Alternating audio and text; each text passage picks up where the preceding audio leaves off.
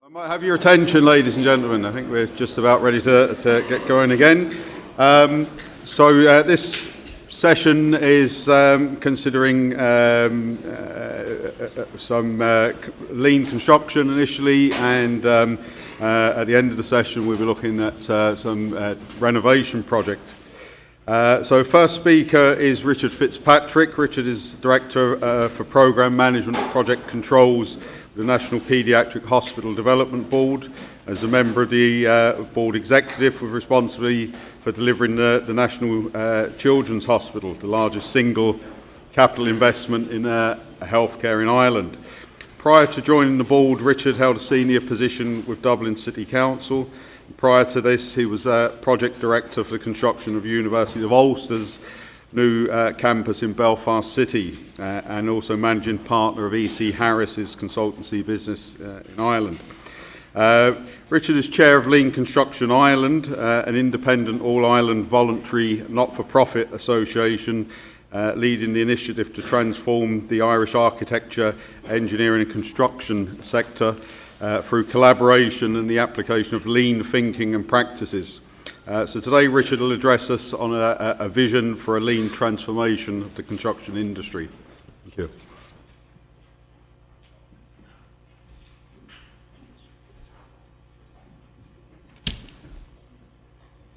Thank you indeed, Martin. Good morning, everybody. And delighted to be here and delighted to have been invited to attend GMIT's 10th annual construction conference, and congratulations to Martin and his colleagues for hosting another excellent event. As Martin said, I'm Richard Fitzpatrick. I'm Chair of Lean Construction Ireland. And what I want to try and do today is present the case for lean construction for our sector, share with you what LCI is doing, Lean Construction Ireland is doing, to support the construction sector adopt lean thinking and practices. As Martin said, we are an all-Ireland not-for-profit voluntary organisation. So we're not involved full-time. We're all doing it. Those involved are doing it part-time. And we're all made up from different people from different sectors of the Irish construction sector. So clients, the supply chain, and our design team partners. And using the principles of lean construction, PD, plan, do, check and adjust. We're here by promoting lean. We want to make sure that we're developing an all-Ireland network. So it's all 32 counties that are involved. And we want to really challenge how we're delivering projects. And I'll talk a little bit about that. And then obviously what do we want to advance the understanding and the promotion of lean construction within the sector and across the stakeholders, so everybody benefits from it. I said we have a board. We are a company. We are a legal entity. So we have a board that's made up of representatives from across the Irish construction sector, which includes, as I said, clients, supply chain, and academia. But where I want to try and focus is, some of you may be familiar with this report that was done by McKinsey back in 2017. The Reinventing Construction Route to Higher Productivity, and they highlighted productivity within the construction sector as being a big challenge. And I'm sure those of you in this room who are involved in construction have come across a lot of those issues that they highlighted in the report around some of the challenges our sector faces.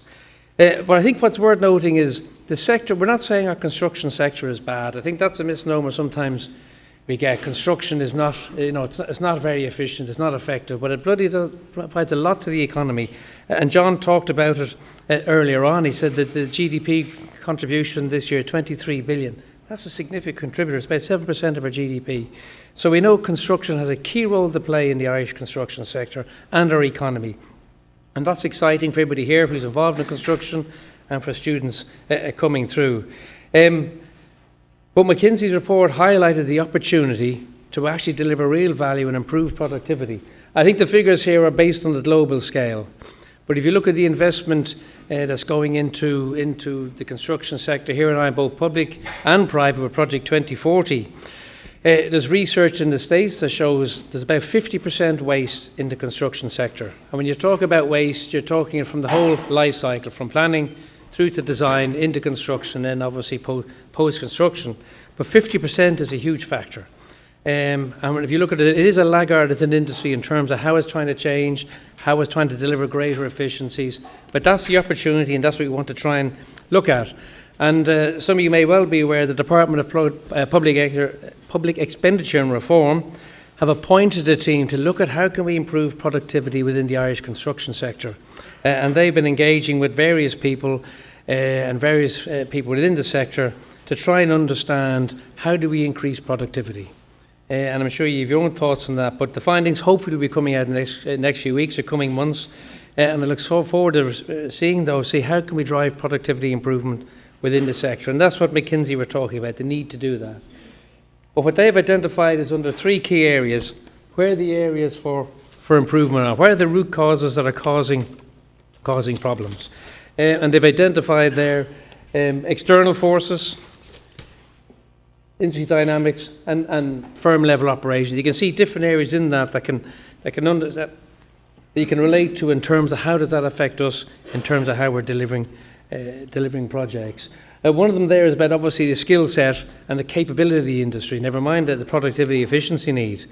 And the Department of Enterprise, Business and Innovation have kicked off a review of how can we address the skills needs and the future needs of the construction industry as well. So from a governmental perspective, our government is in the space of trying to drive greater efficiency and greater understanding within our sector, and hopefully we'll see the findings of that later this year as well.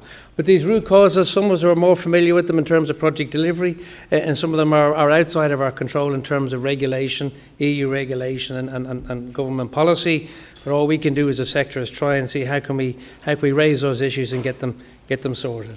But aligned to that, they identified 7 areas where productivity improvement can be achieved. And from those 7, there were 3 that Lean Construction Ireland is really focused on. Because the problem, or the challenge I should say, with these sort of issues is you can boil your brain trying to sort everything out. You'll actually end up struggling. So where we want to focus on in terms of Lean Construction Ireland, 3 key areas. Rewiring the contractual framework. Rethinking design and engineering. And the last one then is looking at our procurement and supply chain methods. So if we can get our contracts right, if we can get our procurement right, if we can get our design processes and efficiencies in place, we will certainly deliver better outcomes across the whole supply chain. And that's what the whole objective is about. So I just want to try and set the context. So the reason for, I can go back. The reason for sort of setting the preamble on the challenges that we face from a productivity perspective in the Irish construction sector and the recommendations of the McKinsey report, and I'd be very surprised if the findings that come out of the review being done by the groups don't align with these in terms of findings, it was setting the precedence of where Lean Construction Ireland has come from. We started off in 2014, March 2014. Just as we were starting to come out of the recession, and those of us who've been in through the recession will recall how it was a tough time, but we were starting to pick up, we were trying to get the industry back up and running, projects were back up and running again. We knew the dynamic had shifted. The way we did things in construction was going to change. We hadn't got the skills, we hadn't got the resources, funding was short, but we knew it was going to grow. So we looked to try and see how can we start to do things differently. And Lean Construction Ireland was trying to promote the application of lean thinking and practices. So we started off on March 14. We held our first event in April that year in Kildare, and it was about just getting the message out there. I'm not going to read that verbatim, but we probably spent the first 3 years just promoting the need to change, the need to adopt lean thinking and practices, to look at how we can deliver our construction projects better, how we can deliver better value across the supply chain, across the design process, and it was all around communications. And we grew as an organisation. We were starting to get messaging out there. We had webinars, we had regular events held across the country, and the average attendance at those events were about 200, 250 people, so that was a good turnout for ourselves. We knew the industry was saying we want to do something here. So the first 3 years we spent just getting out there, and then we said, well, actually, how are we going to evolve? How do we start to adapt to meet the needs of the industry? So we grew as an organisation, and as I noted there, we became a company. We said, let's become a formal entity. Let's make this more legitimate. Let's give us more credibility. Let's engage more with the sector. And we became a legal entity there in 2018. But we also introduced corporate membership. And we have a stand out here. So those who want to know more about LCI, become a member. We'd certainly welcome you. There's a Rona McGlade to see a stand there. We'd invite you to become part of that. But it was all about engaging better with the sector. and getting the feedback from the sector and what we need to do as an organisation to help promote the understanding of lean thinking and practice and how we're going to deliver better projects for everyone. And the feedback we were getting on a number of occasions, well, we don't understand lean. What does that actually mean for us? Can you show me what that looks like? Can you point me in the right direction? And we're not a company that provides services where we advocate for lean thinking and practices. So we said, let's reach out to the industry and see who's out there doing lean thinking. And a key deliverable for us, so we set ourselves, was we have a database of lean service providers who can actually provide knowledge and information on how you as an organisation or a company or as an individual can adopt lean. So we have evolved and we started to create, I suppose, core products, if I use that term, that enables the sector start to engage with the understanding of lean thinking and practice and how that can apply. So we have established, in conjunction with the industry, a Lean Pass course, an introductory to lean.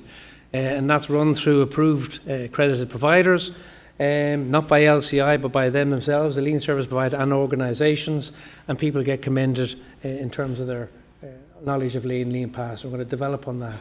And the reason for that, and towards the last one there, was the sector was saying, for us to change, we need the clients to change.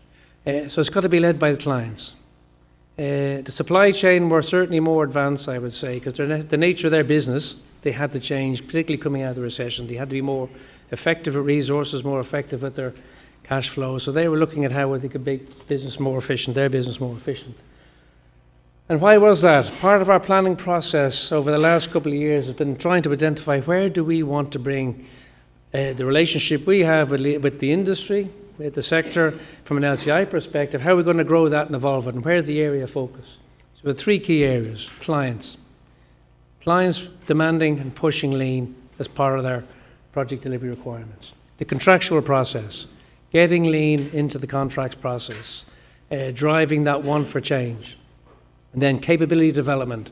Well, if you want me to learn lean, and I don't know, how am I going to do that? So you need to help us on that journey. So we'd mapped out, we planned, we went through to a lot of engagement with the sector nationally through our regional events, and this was the feedback we were getting. You need the clients to do it. You need to make it in the contract. If you don't ask for it, you ain't going to get it. But I need to understand more, and I want to develop my skills and capability. So that's what we've been focusing on. That's our plan, has been for the last 18 months, 24 months. So what have we been doing to support that initiative? We have established a client forum, which we kicked off just before Christmas with all the leading public and private sector clients, major clients, spending, I think in the room we had probably about 50 billion of capital investment sitting around talking about how we're going to deliver projects better over the next number of years. And we brought the design professions into that, and the legal advisors. So those clients and their design teams and their legal advisors, we were sitting around talking about the need to change how we engage as a sector and how we engage as an industry. So we started the dialogue. And we have another client forum coming up in April, and we're going to push it forward. We've established our database of lean service providers. So it's available there on the LCI website. You can connect with across the whole of the 32 counties, those who have expertise and knowledge in lean that can meet you, your organisations, and talk about how you can start your lean journey. We've been publishing two books of annual book of cases, examples of where lean has been implemented by organisations and clients in terms of how they've delivered the capital projects. And you might get a copy of those. I think Ronan has still some out there. So people are saying, well, show me, what does lean look like? It's all words on a page. Well, I need to see it. And these are examples of how organisations have adopted lean thinking and practices. And in my head, they talk about minimising waste. It's about how you engage and how you behave and how you think about how you want to deliver your projects. And different people will have different views on what that looks like. But there are two reference points. I talked about our Lean Pass course. We have approved Lean Pass trainers who will roll out the training course, and those who attend the training course get a certificate. And what that then supports then in terms of where we want to get to with lean and contracts. If you can demonstrate you get the capability, then clients are saying, I want you working on my project. So it's a shift in terms of where we're going. And my colleague Angeline Rowan, who's involved in LCI, will be talking about that in the next session. We have our website. We're constantly making available information and details on lean thinking practices, methodologies, and that's constantly there. And that's freely available for me to go and access and start your lean journey. We certainly encourage it. So we've been doing an awful lot in terms of supporting the sector. So in summary, the productivity imperative is critical. Delivering more for less, as the saying goes. And the only way we can do that is be more productive in the way that we address that. And we know the sector is very challenging in the way it's structured, and we'll see that come out of the study. Clients are key to enabling and driving the change. If the client doesn't ask for it and isn't prepared to include it in his contract and pay for it, the sector's saying we're not going to do it. And that's not a good space to be in. So we're going to focus on clients and we're going to make it happen. The professional services are integral to that. They support their clients, they come up with designs. We saw some great stuff earlier on this morning in terms of building design, in terms of efficiency, and with the focus on sustainability and green. That's going to be key for the sector over the next, certainly, decade. I thought John's presentation on where our sector is going, investment, reaffirms the need to get our professional services and our clients aligned with that. We started that dialogue. Our supply chain, we're going to be adopting lean thinking and practices, and they can do that immediately. They're the ones on the ground. They're the ones delivering the projects. They're the ones out on site. And how can they do that? And how can they collaborate and work better together? I'm sure we've all worked on projects when you've got a main contractor and subcontractors working together and it works really well. And we've all been on projects where you have that relationship is not as effective as it needs to be, and it drives the behaviours and the problems and challenges that we face within the sector. And the last point, I don't know if those of you may have had the opportunity to listen to the webinar we had. We have monthly webinars. It was given by Christian Digby, and Christian was involved. He's with Sutha Health in California. They had a big, huge capital program there, and he was talking about how they've adopted their capital programs and delivery, IPD. And someone asked him, well, if there's only one thing you'd recommend, Christian, that we as sector should do, what would you recommend? What process should we do? He said, adopt the last planner system. That drives collaboration, it drives working together, it drives better outcomes. If you do nothing else, do that. Because there's an awful lot of things that can happen within the lean thinking and practices in terms of methodologies, but that was the one he said, and we'd certainly encourage people understand that. We have a webinar program on our website that runs through the whole last panel system, and we'd invite people to have a look at that. So there's a lot's been happening, but a lot more to do. So the next for ourselves is, as I said, clients and owners are the priority. So we're going to really focus on that over this coming year. We're going to get our client forum up and running. So these are the major clients that we have in the state wanting to drive lean thinking and practices within their capital programs. We're going to engage with the professional services and start to get that into the design process, into the costings, into the building, and into the delivery methodology, so that it can happen out on the ground. And I'm sure some of you here in college may well be coming across modules on lean within your respective courses. We're going to roll out the Lean Pass course through our client forum and with the supply chain, and we're looking to develop an intermediate and more advanced courses that will develop a skill set within the sector.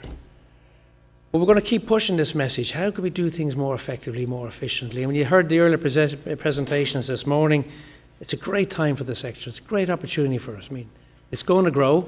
There's always going to be a peak and trough, but listen, we need to, if we can get it fairly steady, and it will stabilise at some point, we want to be doing projects more effectively and more efficiently. So we're going to keep pushing that. We're going to raise our profile with our regional community events.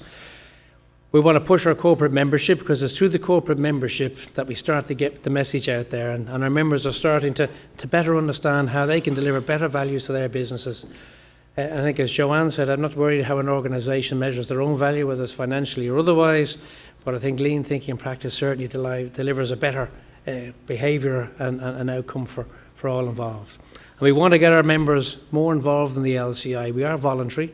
We do it part-time. We do it for the love of this industry. It's a great industry to be in. I've been in it over 30 years. It's absolutely fantastic. And you look at what we produce in terms of construction buildings, in terms of infrastructure, it's absolutely critical to the future of the well-being of the state and the economy. So it's a great sector to be part of. We want to get our members more involved in driving our agenda. And ultimately, to deliver projects, as we say, better, faster and together. So those who've worked on projects that worked really well, great team spirit, great dynamic, we've thought differently, we behaved differently, worked as a team. That doesn't mean to say there aren't ups and downs, but that's where we want to deliver. That's our vision, deliver projects better, faster together, where everybody shares in the benefits and the outcome. So if you want to know more about Lean Construction Ireland, that's our contact details there. As I said, we have Ronan who's outside. He's got the membership desk available. We invite you to come along, have a chat to him, take away some information. If you want to get involved, the contact details are there, and we'd certainly welcome more support, because the more hands we have involved, the more we can do to help our industry move forward and change. So thank you, everybody.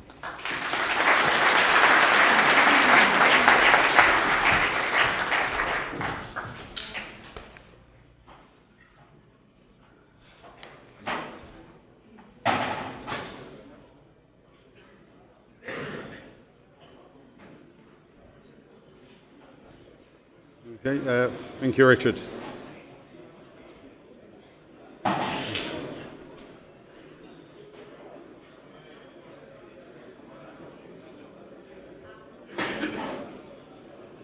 Now, okay. Are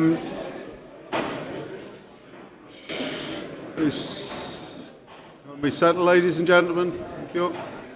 So just before we moved on, I'd just like to say hello and welcome to people that are watching us online. We're being live streamed since this morning, so with about 35 people watching online. I'd just like to say a special hello to Kevin Sheridan, a good friend of many of the professional bodies. Kevin's feeding me back some information on how well the online side's going. So hello, Kevin.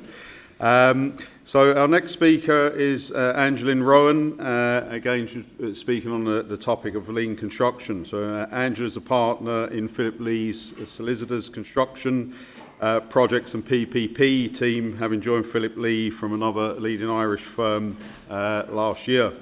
Angeline has extensive experience advising on major infrastructure projects and complex procurement matters.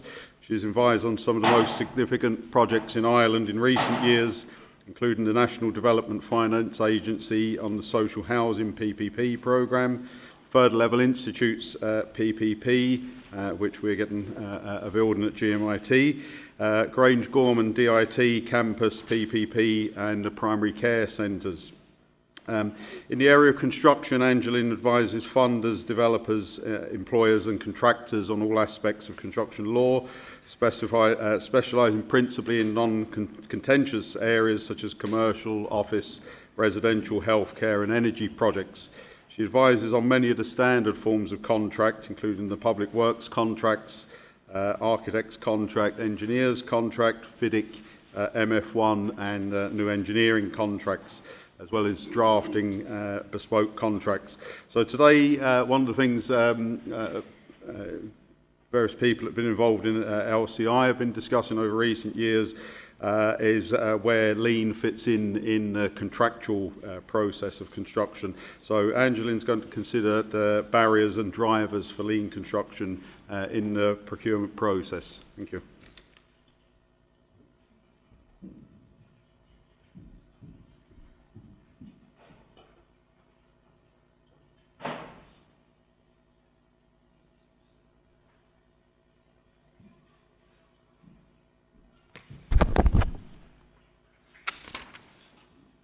Thanks very much there, Martin, for the introduction. My name is Angeline Rowan. As Martin said, I'm a construction lawyer, working Philip Lee Solicitors in construction, procurement and PPP. The other hat I wear, and it's the principal reason I'm here today, I hope you can hear me okay, is that I am on the board of Lean Construction Ireland. Recent years I've become very familiar with lean construction, and delighted to be here today to talk about that and the contractual process involved. We do have a subgroup within LCI that focuses on contracts, and as Richard outlined, that's one of our key objectives, is to look at the contractual process. It is I suppose, a journey we're on, and it's a journey, and I think we're only at the beginning of it in terms of the contractual process. So I suppose today I've been asked to talk about the drivers and barriers to lean construction in that procurement process. And I suppose for those of you in the room that are students, I hope that when this conversation has been had again in 10, 20 years' time, that some of these concepts you'll see in practice, because changes in contracts, incorporating them does take time. People want to see examples that have worked in practice, They don't want to be the first to do anything different. So I do hope that for those of you in the room, this will give you some food for thought and changes you might see coming into the industry in the coming decades. So firstly, what do we mean? I'm doing this properly. Clicking on. I'll just use the keyboard. No, it's not connected. Yeah. So I suppose, what do we mean by lean? Because as Richard said, people say, well, certainly lawyers go, well, what does that mean? When it comes to construction, it can be broadly defined as the practices used to maximise value, reduce waste, and key to this is it's through collaborative communication and planning. It's largely a process that to improve the flow, you're analysing a process, continually identifying opportunities to reduce waste and maximise efficiency. Its origins are frequently accredited to the Toyota manufacturing process, just-in-time lean, and that's very much where it comes from. And in the construction industry, it involves looking at the procurement process and also, is it up and running? You're working with me? Okay. And the planning of a project before it even starts. So obviously key to that is the procurement process, but also prior to mobilisation, teams working together.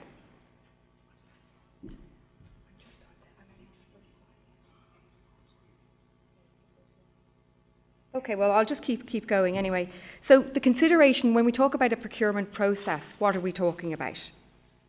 It means looking at the various stages of a procurement process.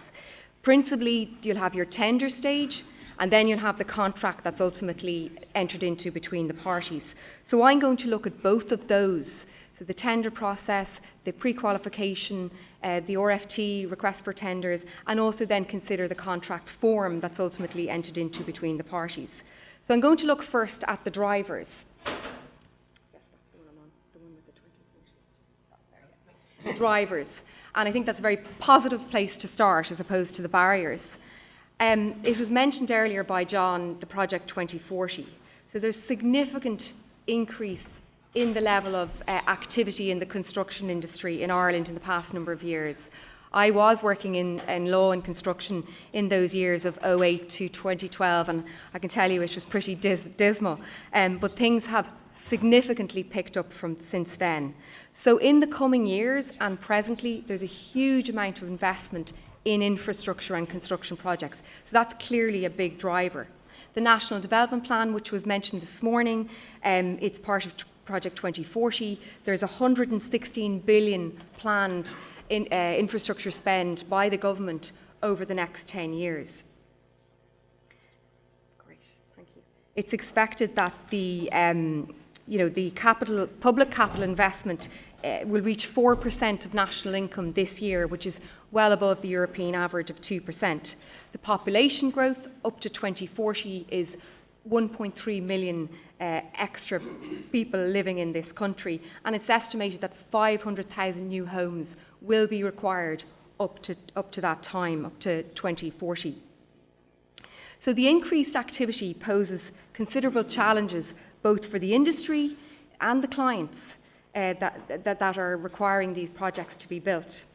In a recent government publication called the Prospects Report, it was published in December 2019, it was recognised that there's actually a lot of constraints facing the construction industry. And Minister Donoghue, in the foreword to that, stated, Ireland needs a competitive, dynamic and sustainable construction firms that can deliver high-quality physical infrastructure to all our citizens.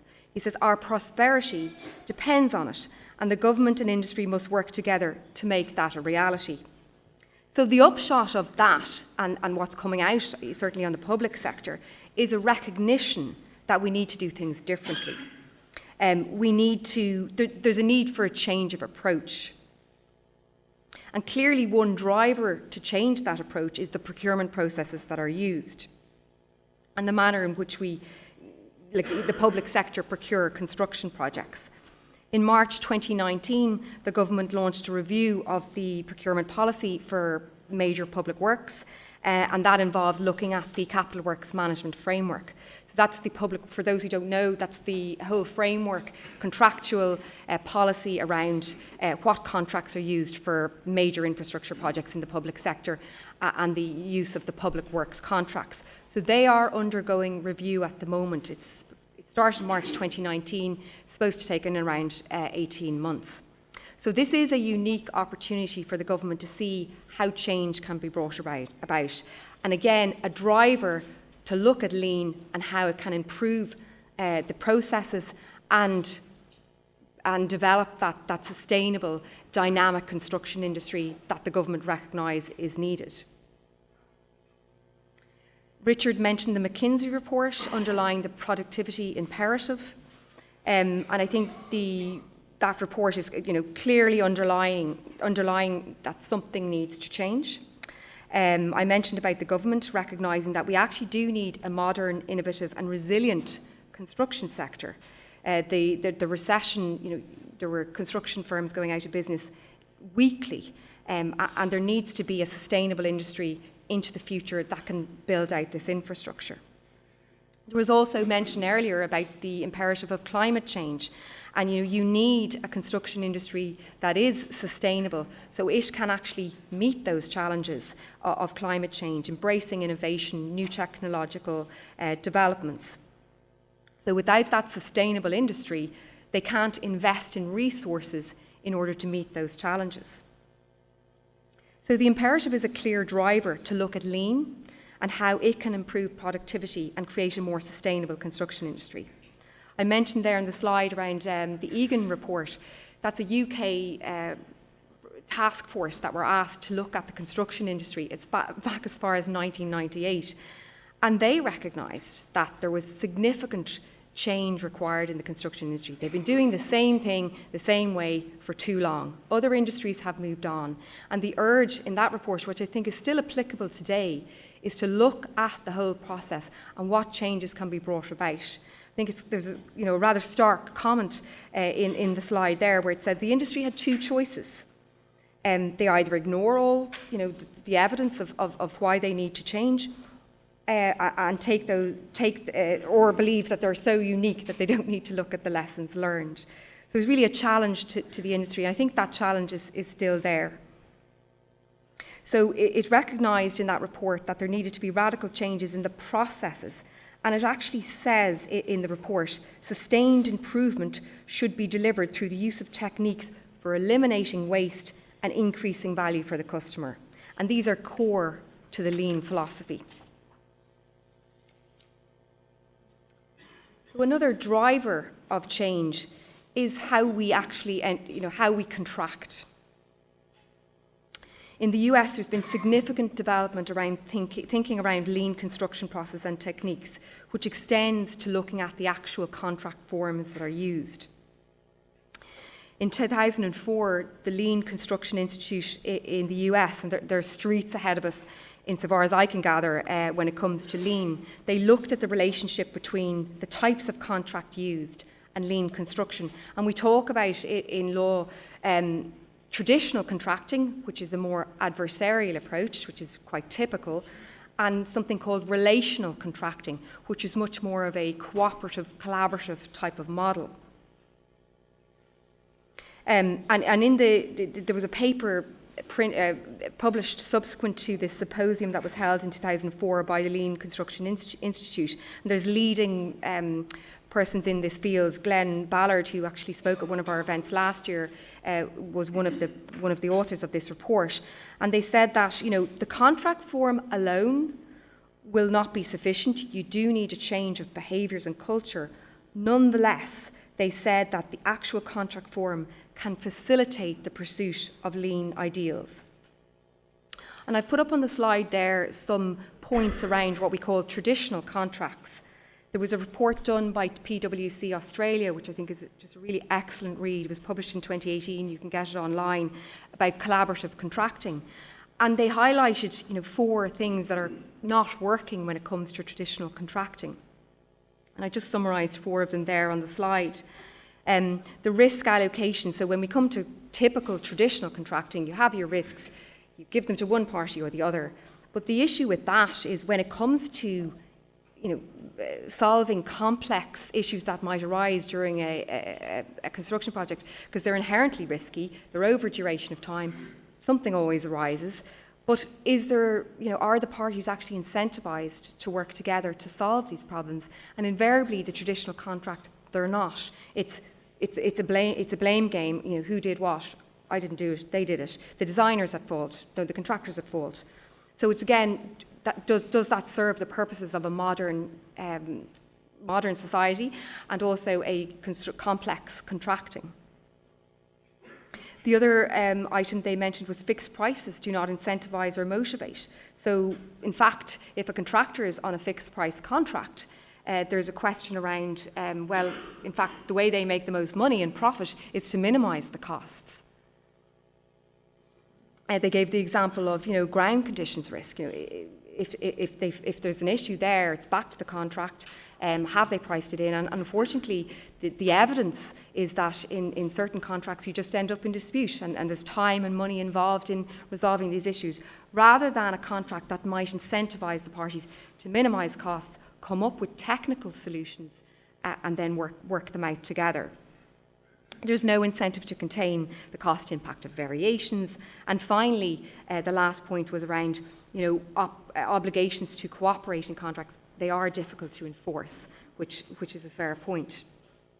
So really, the key issue in a traditional contract is very much you have your client and owner, and their objectives are different to the objectives of the contractor and design team. So there's a misalignment there. And I suppose when it comes to what are called relational contracts, which are more collaborative in nature, suddenly everyone's interests are more aligned. And we can get into a little bit more detail about how that's done.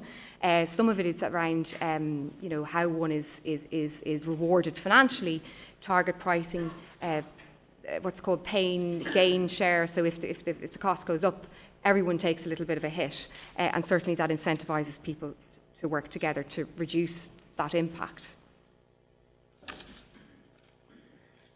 So when it comes to the barriers, I suppose I put a few points up there on the slide around, in day-to-day, I'm advising on contracts and major projects, and it's kind of like where to start. Do you start with the pre-qualification docs? Are we talking about the technical processes? We have our public works contracts and we're obliged to use those. There's a certain lack of examples out there, but there are more and more coming to the fore. There's certain sectors where it is very prevalent that they're using more collaborative contracting. Certainly from my experience of LCI, it's the pharma industry and the tech industry. They are way more advanced than other sectors in the use of the form of contract. And in fact, people I've encountered in LCI that have worked on projects using what's IPD, which is integrated project delivery type contracts, which are very rare, but they have worked on them. They said they never want to work on a traditional contract again. The job satisfaction and getting a job done, it's completely different. But it does need a change of culture. Contract is one thing, words on a page. Behaviours need to change as well. In terms of the forms of contract, there isn't a lot of experience in this jurisdiction about using more collaborative forms of contracts. Even things like NEC, they're only becoming more used here, and they'd be seen as much more kind of collaborative in nature. But there are, I'll come on to it later, there are promising developments in that area. And then again, how do we measure lean? It's a difficult thing to assess in a tender process. And I've come on to that on the next slide. So it's meaningfully measure that, you've got 10 contractors coming, you ask them to say how they're going to be lean in their construction. How do you measure that? There's a good example I've mentioned there about a US case study. It was written about in the US Lean Construction Journal. There was a building, it's a university building in the US. It was an older building built in 1937, and they did a significant renovation and modernization project, 41 million US dollars. And they wanted to use the IPD model. So that's the contract, that's very collaborative, great. But how are they actually going to assess and measure those participants who were tendering for this project to make sure they were actually going to live the contract? So what they did is they shortlisted down from 10 down to 3, and as part of the tender process, they allowed for a 2-hour workshop for the tenderers to come in. They invited them to come in. They said, you come in and we're kind of giving you free rein, and your purpose, the purpose of the workshop, was to work with the client team to gain a more intimate knowledge of the project and the overall goals and requirements of the client. So that's what they were asked to do. They were told that the things that would be looked at would be leadership potential, team chemistry, collaborative nature of each team. Now, when you say to a client, and I advise people on procurement documents, they're very difficult things to measure. Team chemistry. How can one be fair and transparent in a tender process? But this example, I think, is a genuine example of how objectively they sought to assess these bidders and ultimately award them points, and whoever performed the best got more points and obviously won the competition. So they were given full autonomy as regards how many people they'd bring, room setup, what media tools they'd use. And it was interesting. The first team that came in had the room set up with 4 different tables. They had 4 different kind of leaders at each table, and then they had a facilitator in the room. And what the evaluation team found was that team, the way they'd set up and structured the room and elicited information, the clients actually spoke the most and gave the most information back, which was in turn would feed into the design and then would lead to a more collaborative project. Another team, it was just one big boardroom table, and the setup was, they just didn't quite get the conversation going with the client.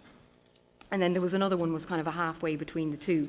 But they recorded all the outcomes. They had a very objective way of documenting it, and ultimately points were awarded. So it is possible to design a procurement process to try and assess that very, what could be a subjective thing about team chemistry. But they did it, and it was well documented, and I think it's a very good example of how you can integrate the assessment of lean into a procurement process. So another barrier which I mentioned earlier was the form of contract. So I don't know if any of you have done even basic courses in law, but in Ireland we work on the common law system, and that assumes for all contracts that it's an adversarial approach. So it's 2 parties come to a contract. In a commercial setting, they're supposed to have freedom to contract, and that leads to the risk allocation, and very much it's yours or it's mine. So it's been argued, as I said earlier, that this isn't necessarily suitable for complex construction projects, and because of the inherent uncertainties that are all very much apparent in construction projects. Typically, the negotiation of a contract, it isn't always the case that both parties have an equal bargaining position, and invariably in public sector projects, the contract's just put out there and it's pretty much non-negotiable. So the adversarial system doesn't necessarily work. So the benefits there are clear benefits to a more collaborative contract approach, but when we thought about barriers, I have clients who say, well, that contract, this risk sharing and, target pricing, that sounds a bit woolly, and I want to be very clear on where my rights are and my obligations are, and that can lead to people being very concerned about going down a different route when it comes to a contract. And I think we're still very much on that journey, but the evidence is there that the outcomes for a project where you use a more collaborative contract are measured and can be measured and do lead to good results. There's the most, I suppose, extreme version of a collaborative contract would be IPD or alliancing. And, some people have, well, if there's a cost overrun, will that ultimately all fall to the client?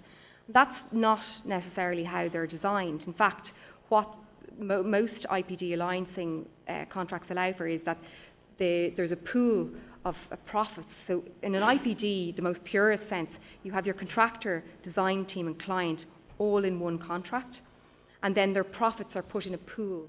And if the project goes over in terms of costs, that pool is access, that pool of money. So everybody's profits are reduced. So you can imagine if an issue arose in terms of a design deficiency or a ground condition risk, suddenly everybody's incentivized to work together, the designers, the contractors and the client, to come up with a solution, as opposed to, no, I'm actually not responsible for that, that's the designer's issue.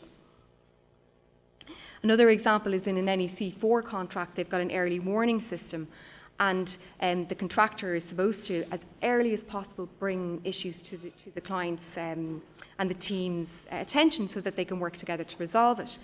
And if they don't, and there is compensation due for what could potentially be a variation, that compensation will be reduced if they haven't used the early warning system. So there is bite to these contracts, and they're not necessarily soft. There is an issue around, in common law jurisdictions like the UK and Ireland, around the enforceability of good faith type wording in contracts. So collaborative contracts would invariably have, they talk about mutual trust and cooperation, good faith clauses. And to date, certainly in good faith clauses, there's been a hesitancy in the court system to actually enforce those good faith obligations. So that is a real challenge and continues to be a challenge. In terms of, I mentioned a case there on the slide, that's a UK case, Bates versus the Post Office. It's a very recent case in 2019. And it was the first time in the UK where the court actually supported a good faith obligation. And they said, if you have what's called a relational contract as opposed to a more traditional one, and they gave the attributes of that, the features of that, then the court will enforce a good faith obligation. And in the legal world, that's actually a big step forward. It's yet to be followed in Ireland, but it depends if a case comes to court. But I think frequently what happens in UK judiciary can be persuasive in this jurisdiction. So I think that's a move in the right direction. So the final point there in the slide is just ascertaining the preferred model and contract form. And it is something in LCI that we are looking at in terms of feeding out information about the possibilities that are out there in terms of what contracts to choose. So on a more positive note, the promising developments. I mentioned about the review of the Capital Works Management Framework. In the interim review of the public works contracts in 2014, which is mentioned, there's a quote there on the slide, there is wording in the public works contract around, cooperation, but really, when they're being lived, the evidence is that that isn't the case, and the opposite often arises with the client and the contractor, ending up in arbitrations or adjudications.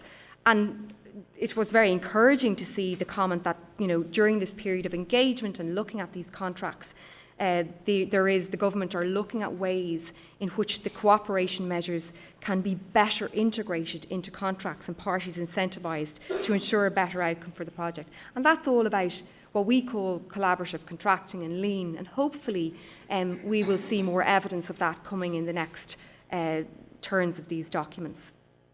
There's several public bodies who, leading the way in terms of the contract forms. They're looking at using, they are intending to use NEC4. There's some airport projects and some significant road and rail projects where they already have and are planning to use NEC4. NEC4 is a UK form of contract, and it's much more of a collaborative in nature. It isn't the full licensing IPD, but it's a step in the right direction.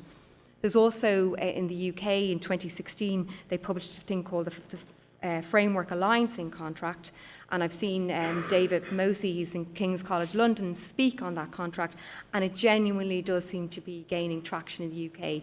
My understanding is that is like an umbrella agreement that sits over other agreements, which I think would be very palatable as a first step for the public sector in this jurisdiction.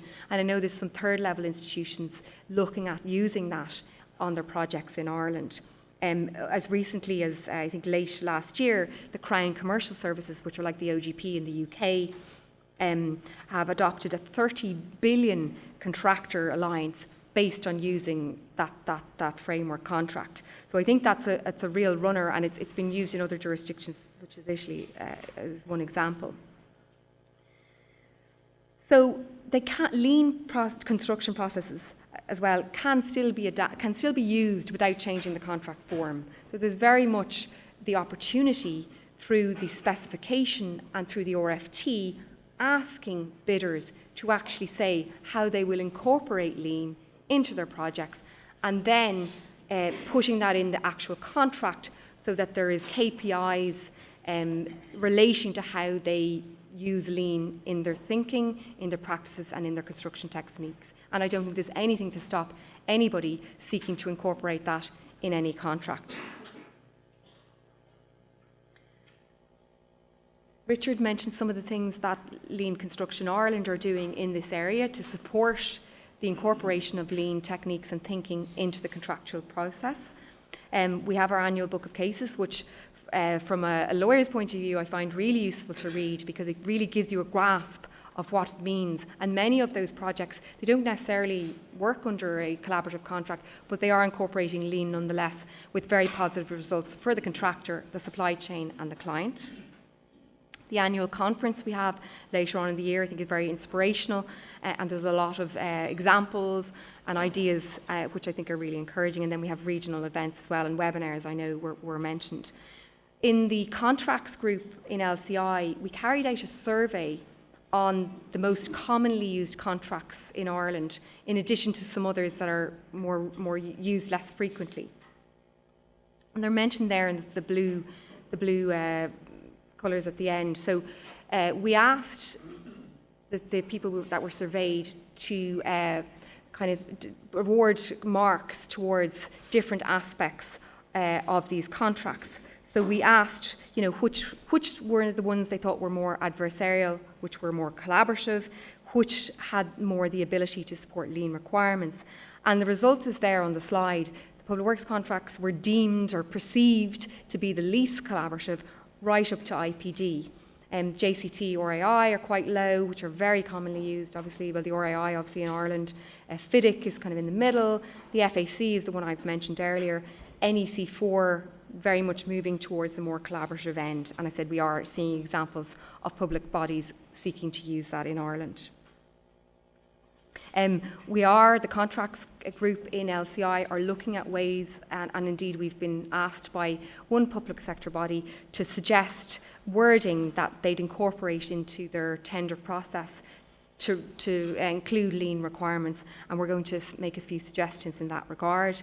The client forum, which Richard mentioned, I think is crucial, because unless the clients ask for this in their contract documents, the industry, I don't think, will invest and move on. Well, it certainly will help if the client asks for it. I think there are certain contractors who do see the benefits nonetheless. And we're actively engaging with the industry and government, and we're hoping to engage more with those that are looking at the public works contracts to see what can be done. So I've kind of summarised it by saying I think the change will be incremental, but I do believe there is going to be change. And as I said at the outset, I hope people in this room in the decades to come do see a significant change in the processes and in the contract forms. It will take leadership and courage. It's hard, it's very easy to stay in the old ways and stick with the contract you did the last time and keep it the same. So the challenge is there for those who are driving these matters forward. And I suppose the question is, are we ready for that challenge? So thank you very much. If you have any questions.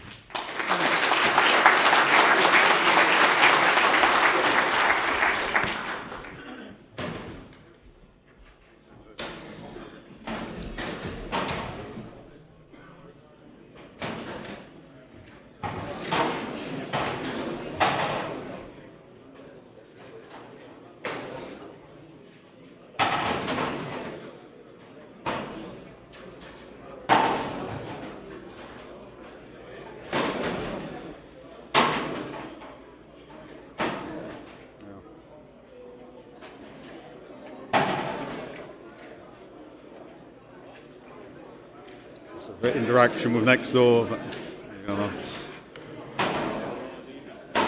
I'm not going to leave now. Some are coming as well.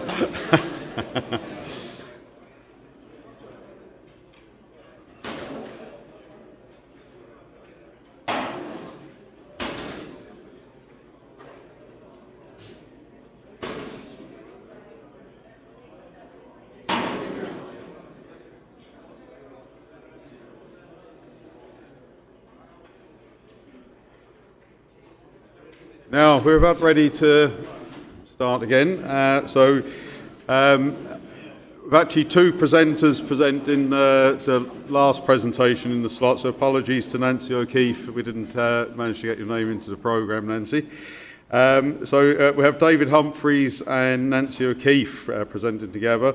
David established his practice Architectural Conservation Professionals in year 2000 following an extensive career overseas in the UK and Australia. He's over 30 years experience in both public work and private practice in Ireland, UK and Australia. David indeed spent 8 years working as a senior professional officer with English Heritage during his time in the UK. He's a chartered building surveyor, chartered building engineer, chartered project manager and chartered landscape architect. Nancy will present with him, works as conservation architectural consultant with ACP.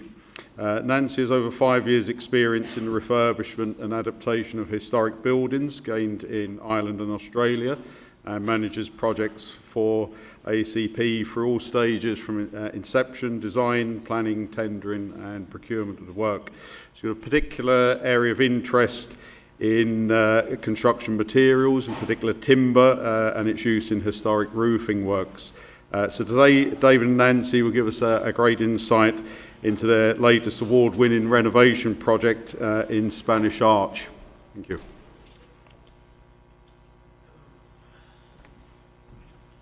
How do I get this to work? Click it. Forward and back. Good morning. Oh, sorry, it's lunch nearly. Good afternoon. We're going to split this between Nancy and I. I'm going to cover the first part, more background on the legislation and the environment we deal with in historic buildings. And Nancy will come and speak specifically on the Quay Street project, which involved almost all aspects, well, I say all aspects of the legislation, both archaeology, historic buildings, planning, the lot. And that project has won 3 awards, Engineers Ireland in Heritage and Conservation in 2018, the Cape Award, Conservation Preservation Award last year, and it also won the Structural Award for the Association of Consulting Engineers. So let's tip along. I'm at this quite a bit of a while.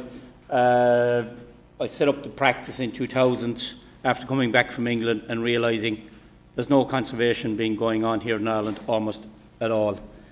And so I've seen changes, the legislation starting to have an impact. I've seen the projects started to be handled better. I've seen improvements in terms of the way the councils deal with them, the national monuments deal with them, and the way the building companies are starting to take on and get trained up and start to implement best practice. Lots of frustrations, but it's improving. One of the things, I suppose, that is so important is to realise, I'm really not talking about historic buildings or protected structures or listed buildings because of the legislation. I want to talk to them because I believe over 60% of our building stock was built prior to 1920. And if it's built prior to 1920, we're talking about technologies that are not modern. Most engineers, architects, surveyors coming out of college today know very little about old technologies. They learn about new technologies, glass, steel, concrete, and all of that. What we're dealing with primarily is old technologies that were used for thousands of years, that are in these old buildings. And most of the problems occur where you have a clash between the old technology and the new technology. And it's not because it's not intentional, it's because people don't understand the difference. And it's like trying to go to the dentist and asking the dentist to put in the wrong filling material into the tooth. It's fine for a day or two, but eventually it starts to go wrong. It starts to react, it starts to expand differently or whatever, and eventually your tooth falls out or you get bad toothache. So it's a difference in technologies. We've about 15 different experts in the practice, from architects, engineers, surveyors, interior specialists, planning consultant, and we have experts. We've just recently, a retired conservation officer has joined our team, as he brings probably 25 years of expertise working within the planning authorities. So we're constantly building up that expertise because it helps. So very quickly, the outline of the talk. I can't read that up there. Bit on background, legislation, the context, the challenges, and then I'll hand over to Nancy, who will cover the Quay Street in Galway, which was like that 3-4 years ago. It's a completely different place today. It's one of the most vibrant shops in Galway, I'm told. It stays open till 11 at night, and the man that owns it only stays open because there's money coming through the tills. That's what it's about.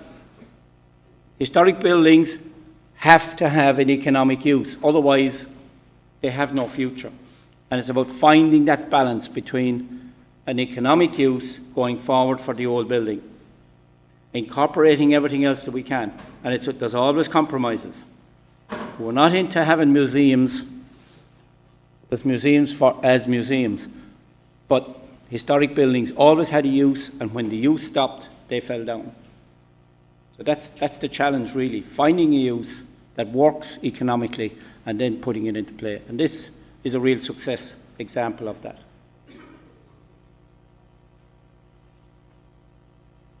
So the legislative context, really, you have the National Monuments Acts, which go back to the 1930s, and they're administered by the Department of Heritage, Culture, or whatever they call themselves in Dublin at this stage.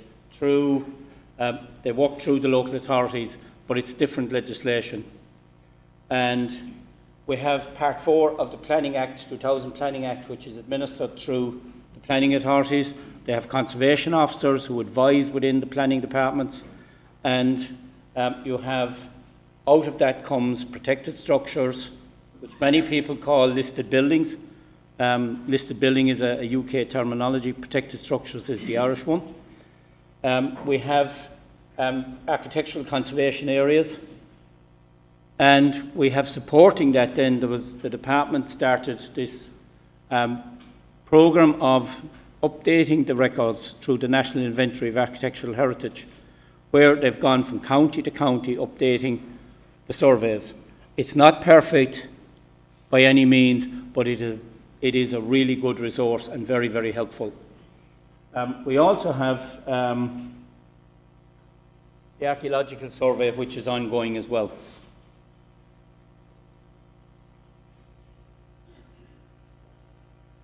So the type of organisations that you'll come across: government departments, various prescribed bodies within the legislation, such as the Heritage Council and Taoiseach and so on. In this case, in Galway, we dealt with the Galway City Council, their heritage officer and their planners, and they were very, very helpful in trying to get this building to work. It had been derelict for many years. There was lots of enforcement notices on it, on previous owners, and all of that was brought to a point where, with goodwill and a lot of effort by everyone, it worked. There was times where we were fit to hit each other. Lots of frustrations, but if you keep the focus on what you want at the end of it is a successful building that is a business, that's paying its way, that protects the heritage, you'll get there. And I would say to my clients, up front, day one, the building is my client. They're not the client, they pay the bill. We speak for the building. And if I can find a successful economic outcome for that building, I've done my job. I've saved the building, it's right for another 100 years. That's the key. Some people ask me, why do I put Skellig out there on that slide? It's because it's a very isolated place. And many of these organisations find themselves isolated. They tend not to talk. They tend to be very protective of their position. And I really liked what was said in the earlier talk about collaboration, about the ideas that are coming from Lean. It's about getting people to work together for an overall end, rather than sitting back and behind the barriers, almost in their own little trenches. We have the professional bodies as well that have an input. Society of Chartered Surveyors have a building conservation accredited programme for surveyors. The Royal Institute of Architects of Ireland have their own accreditation system for architects, and Engineers Ireland have their own accreditation system. So those systems are starting to get traction, and people are beginning to build up the expertise. The challenges, lots of them. I think one of the big ones is people's perception.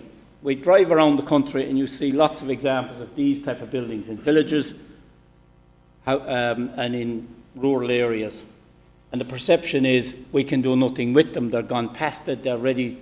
Bring in the ball and chain, or bring in the D8 and flatten it and start again.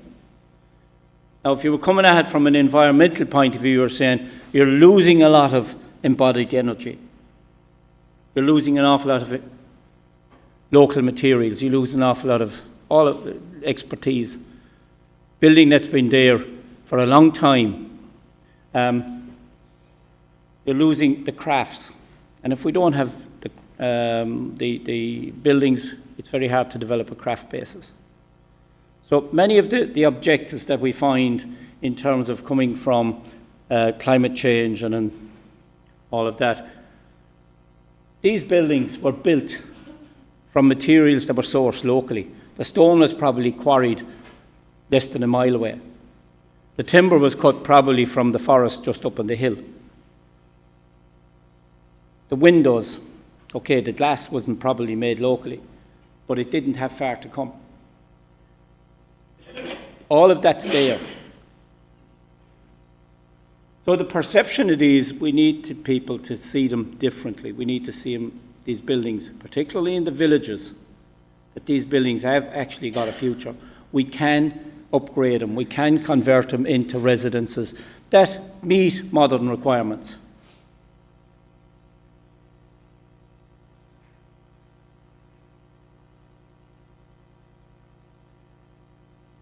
Again, this particular building, we got involved in it when it was like this. The owners ran into a problem with the local authority. The worst winter we had was in 2010 or 2011. There was a standoff. The building was left without a roof, and all of the interior started to be destroyed. We came on board after a phone call from the owner 2 days before Christmas. He said, "I have to meet you." I said, "But we're closed for Christmas."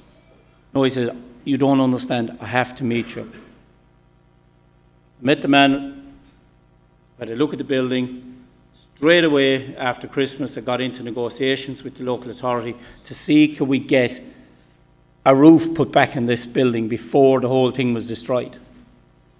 And that was a problem. The local authority were just not for moving. I don't know what happened previously, but it took a couple of months to get people to come back and start to trust each other. That's where it starts to break down. Ultimately, at the end of it, the building got finished, and it's a really, really beautiful family home now.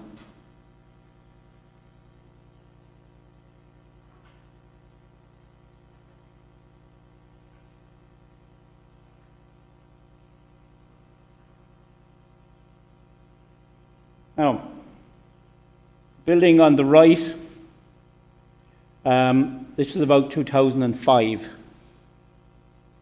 The owner, I believe, went into the local planning authority for planning. He had the money, the bank had given him the mortgage to do it up, and he was going to move into what was his family home built by his great-grandparents. The planning authority faffed about, RFIs, CFIs, fighting and arguing over various things, and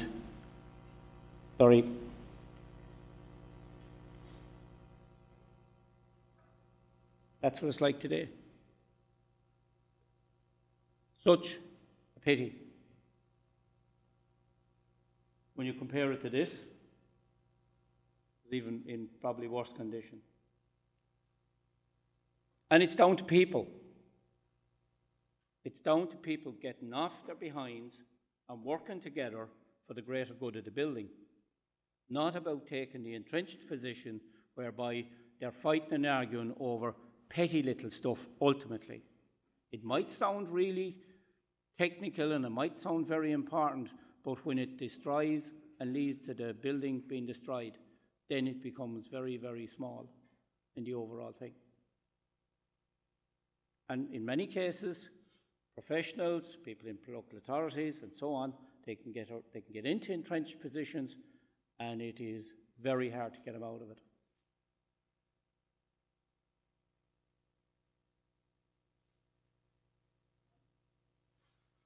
So the big challenge, biggest one I think, is finding economic use. This building here, up beside, what's the new Centre Parks, an old historic building. Part of it, there's part of a very old castle buried somewhere inside in the middle of it, but it's a hotel. We did some work there last year and the year before, and the problems we had were fire related. Trying to find a technical solutions so that the building could be fire certified and be used. Great fun, not because the technical solutions were difficult, because certain people in various government departments weren't talking to each other. And we had to try and get to a point where we got them to sit around the table and get them back talking to each other and try and build up a bit of trust again. So many of the technical problems are not really that difficult, it's the people problems. This particular building here in Thurles, as the old seminary, that has been converted into a residential building now for postgraduate students for the Mayo College in Limerick. Fabulous project, has found a really good use for that building. This particular building in North Tipperary, probably not going to find another use, but has been around a while.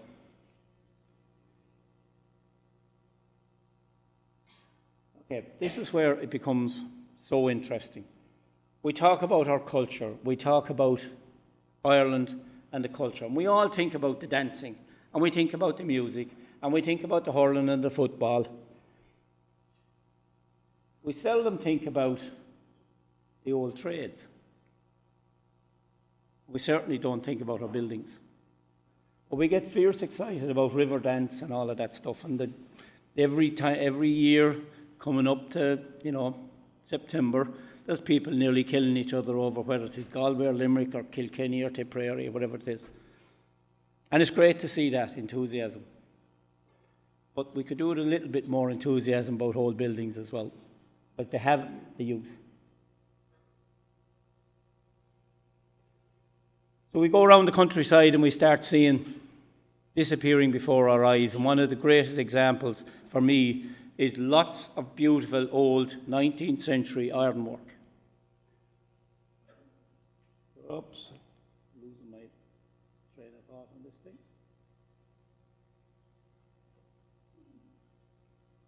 Oh, Martin, this thing is playing games with me. There we are. Right. Old gates. Lots of people you'd say, sure, them all things are rusting away. And you look at them and you find that mostly there's very little wrong with them except some surface rust.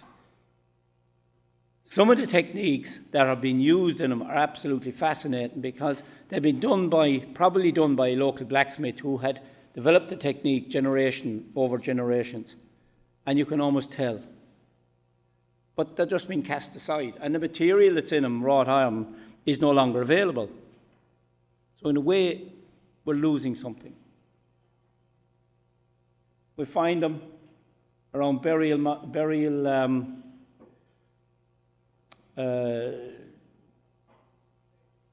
I suppose crypts, as you might call them, but some of the most beautiful ironwork. You see these particular joints. Very few can do it now. So that's just that's my own personal hobby horse about historic Ireland.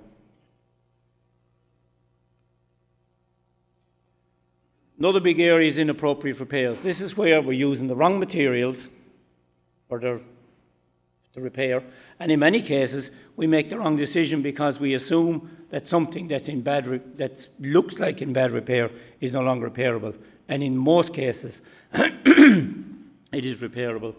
This particular example here on the left is where a fabulous set of old iron gates that I have photographs of, and were taken out, destroyed, sent to the scrap, and a new set of gates were put in.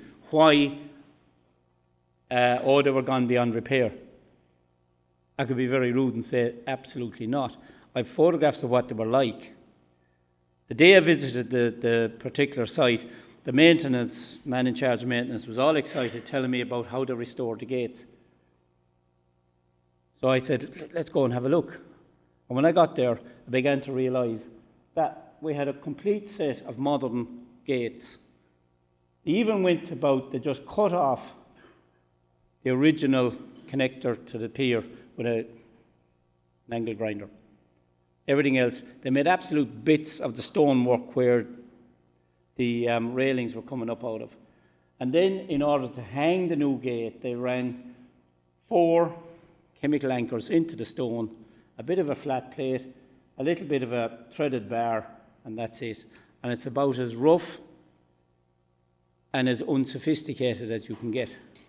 That's regarded in Ireland, in some places, as good conservation. It's appalling. This particular building, a lot of money spent on it in the 90s, taken off the original mortar, was a bit rough, was repairable. Put on the best of Portland cement. That building now is extremely damp. Massive problems. All of that will have to come off and put back. So there's an example of the wrong material being used. At the time, whoever was advising thought, yep, we're using the best of OPC. It's not the appropriate material.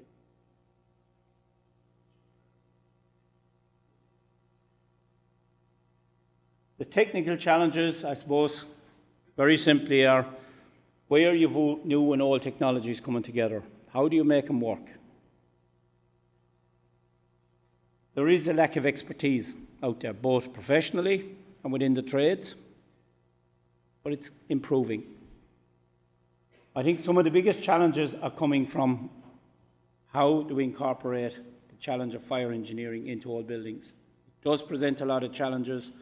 Fire consultants generally are very prescriptive on their solutions, and it takes a lot of work to get them to actually look at things a little bit differently. And of course, you've the DAC, and now you have the new Part L starting to come in.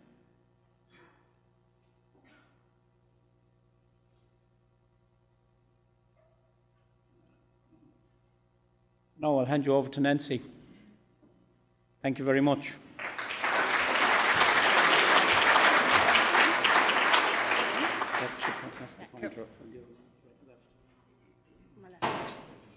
Hi guys. So in 2016 I was off work for a couple of weeks and I get a really interesting phone call from Dave going, Nancy, I've got a cracker for you. And I was like, great, what is it? He's like, I got a building in Galway. I was like, okay. And I was like, all right. So we went and looked at it and came out. Any of you know Galway here, we parked in Jory's, the hotel, downstairs in the basement. Came out of Jory's and he goes, there it is. I was like, what the hell have you done? No, seriously. We got to the site on the 12th of May 2016 and the building was encased in steel. Oh, wrong way, sorry. The local authority thought the building was going to fall. It had been derelict for over 10 years. The previous owner had taken off the roof and taken out the internal walls to make a bigger site for himself. I think, I don't know for sure. But the recession came, they left, and the property was left vacant. So at some point, Galway put in the supports in the event that something fell and hurt the public, which was sensible at the time. Our client came and bought it in 2016, and he wanted it to be a shop. End of story. Any of you know Galway, if you're walking from Eyre Square down to the Spanish Arches, it's the last building on the left, past all the pubs and bars and most of the shops. And it sits there overlooking the Claddagh and the river. It's a beautiful setting. So the first challenge was to get planning for it. Unfortunately, there was a stack about this height of enforcements from the previous 10 years. And that's where Galway City Council were amazing with us. They said, no, that was on the last owner. They wanted to get this moving. They wanted to get this back up and running. So they said, be mindful of them, but let's move on with it. Let's leave the past where it is and let's proceed. And they gave us free rein, really, to be fair. From a conservation architectural point of view, we wanted to keep the building very much in key with its period of time. So this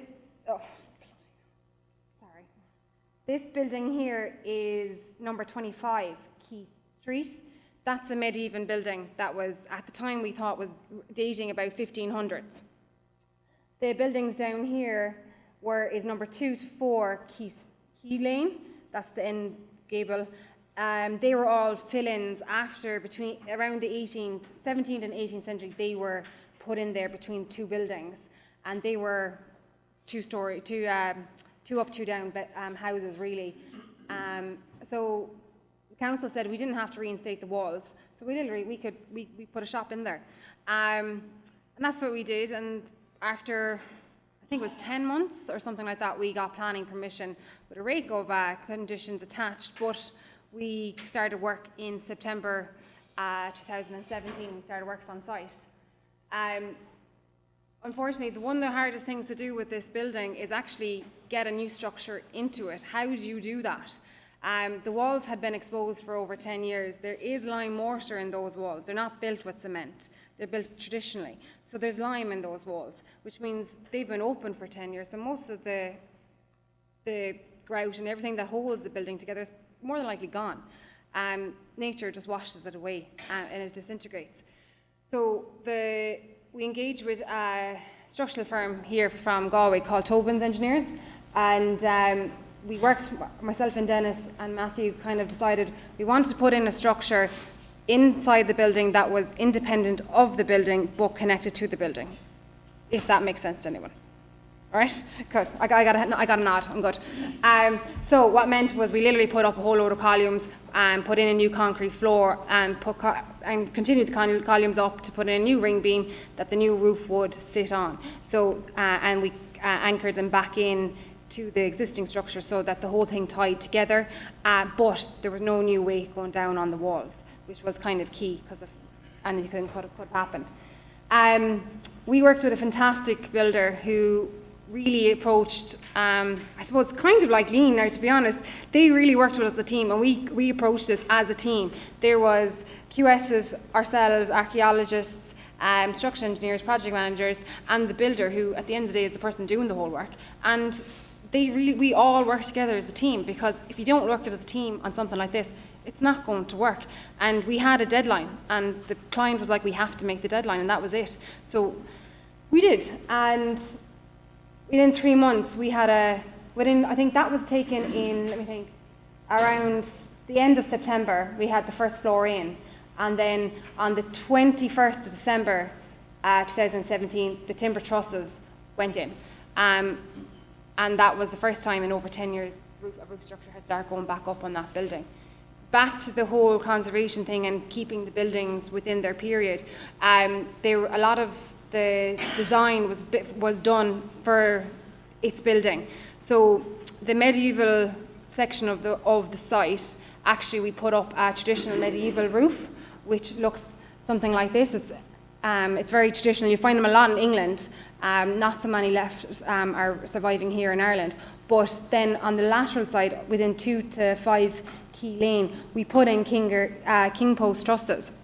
And the reason behind that is because king post trusses are actually the end of the development of trusses in Ireland. The trusses developed over years and over time, over centuries, and King Post truss is actually the last design, even though we see it the most. So if you go into the building, you see the medieval roof in the medieval section, a 19th century roof in a 19th century roof in a 19th century of part of the building. The same goes for the windows. In the medieval section of the building, we put in lead windows with lead canes. Bronze windows with lead canes. Very traditional to medieval buildings. You see them in castles. And then in 2 to 5 Key Lane, which was the 19th century section of the building, we put in timber sliding sash. Again, small little features that people who work in construction and are consultants or have an interest in historic buildings actually pick up on. Some people don't, but sure, look, that's fair enough. It's coming up here. Oh yeah, so I told you that the trusses went in December. The 12th of January 2018, we get a phone call from the archaeologist to say, we found something. And I was like, yes, finally a body. I've never been on a site we found a body yet. No, it wasn't that. Frank turned around and goes, no, we've just found the original castle of Galway, dating back to 1360s. No one knew it was there. We had no idea. But it was one of it actually probably is the biggest find in Ireland in the last 100 years. During when we were putting in the columns, we had found the shoreline based on the depositories in the soil underneath the foundations that we were digging out. We had the archaeologist was saying that there was shells there that would suggest the shoreline, but no one had any idea that this would be here. And there it is. If you watch here, you can see it. There's where it is, and it actually continues from 25 into 23. So it's going up towards Eyre Square, and it's actually going out into the road. So we literally just got a little corner of it. And it was quite interesting because out on, where am I? Yeah, over here, there was actually medieval cobbles as well, which obviously predated 2 to 5. So there was a street there. So the building started talking back, which was incredible. It's very rare to get it. And so, but when we went back to planning, we knew there was medieval features in there, so we had asked to put in a glass floor, and that was halfway down the building. And obviously, when we found this, we said, no, we better show this off instead. So we moved the glass floor, and if you go inside in the shop now, if you're standing at the counter, you'll actually look down on top of the castle walls that are there so long, and they will be there for so much longer. All going well. It does flood, by the way, so the water does come up. We can't put a radon barrier in there because you'd be covering it otherwise. So we had to put in a mechanism that allows air to filter through it constantly, so that it doesn't no vegetation grows. But also in the event of a flood, it has a pump inside there that actually pumps up past, I think, 1200, because we did get flooded in January, and the whole place. If anyone from Galway remembers, in January 2018, a massive storm came and flooded half of the bottom of Galway. So we have put it up past the flood barrier, so in the event that it happens, it'll all be cleared out and done again. And then, yeah, so in the end of 2018, we won Engineers Ireland, the Excellent Award in Conservation, and there's half the team. So there's members of Tobin's, Sean Dewan, which is their construction contractor here, a local from Galway, Jeremy Walsh, actually I have all the names here, Jeremy Walsh was the project manager, and Tom Max the QSs, and together we worked as a team, and we got it done within 10 months, which was incredible. And I think there's a little slideshow, if this would work, of just before and afters. Oh yeah, so these are the afters. That's what it turned out like. Any of you in Galway, do pop down. It is, as Dave said, it's open till 11. I think it opens at like 9 as well in the morning, which is crazy. I wouldn't like to be working there.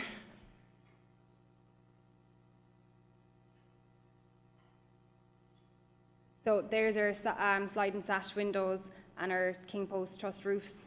So you're kind of keeping it to the period of the building. This feature here is actually on the Key Lane. That was the only feature that we had left of a medieval structure. It was the only door that was really left. So that was repaired and kept. Is there not a slideshow? Is there not a little slideshow? Oh, there is. That it? This is it. So this is what we started with. One of the most amazing things about it was all the team who worked on it were all Irish, and all the materials that were used were all Irish. Our roofs were made by Glenfort in Northern Ireland, using timber from Northern Ireland. Slates were reclaimed from Ireland. A lot of our structural stuff came from Wren Engineering here in Galway, it's a nice little feature to know that it's all Irish at the end of the day. And that's it.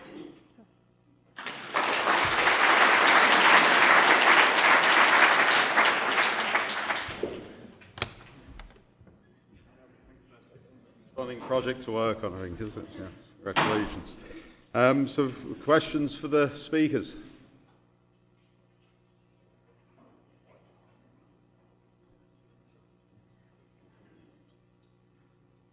Anyone? Okay. Last chance. I know we're between your lunch and. Okay, so we'll break for lunch then, and with lunch in the foyer for visitors to GMIT. After lunch, we're back in this room at 2 o'clock, and don't forget to enter the competition to win the iPad on the TopCon stand during lunch.